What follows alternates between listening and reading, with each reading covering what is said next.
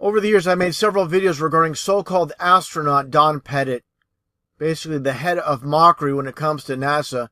I find it very interesting what he says during this interview from a few months back. He basically states that technology to go back to the moon has been destroyed. He'd love to go back in a nanosecond, but that technology does not exist anymore. But then he goes on to talk about going to Mars.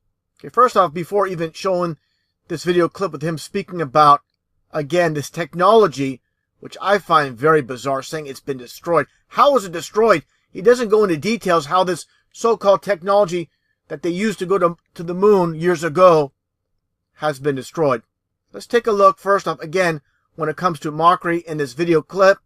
Basically, again, mocking his audience, his followers during this presentation. Take a listen to what he says here. Astronauts are really, really good at making pictures in space that look like you've never left the planet. In fact, it's almost hard-pressed to tell whether you're in space or not in this picture. You know, we've got some fancy backdrops, I guess. What a strange person this is. You know, basically, again, if you follow my channel and see my previous videos on this so-called astronaut Don Pettit, of course, none of these men have been in space. They're nothing more than basically actors playing a role on the world stage, making the masses, the millions upon millions of people throughout the world believe they've been in space when they've never been in space at all.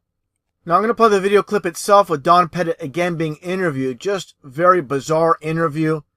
Not going into details how this so-called technology to go to the moon has been destroyed. And at the very end, I'll point out something very interesting what he says. People need to read between the lines. Take a listen. I'd go to the moon in a nanosecond. The problem is we don't have the technology to do that anymore. We used to, but we destroyed that technology, and it's a painful process to build it back again. But going to Mars should be one of the next series of steps that humans do. The first step should be going back to the moon for a number of technical reasons and exploration reasons, and then after that, Mars, maybe high orbit in Venus atmosphere, maybe going to Europa. There's all kinds of targets to go to, places of interest in our solar system. The only limit to human future is in our own imaginations. And with that goofy look on his face, he states the only limit to human future is our own imagination. So I find it very interesting. He's not saying it's based on technology, what's feasible based off technology. He says it's based on our imaginations. So when it comes down to it, like I played this video clip I'll show in a second with William Shatner stating, science and science fiction are one and the same. There's no difference whatsoever.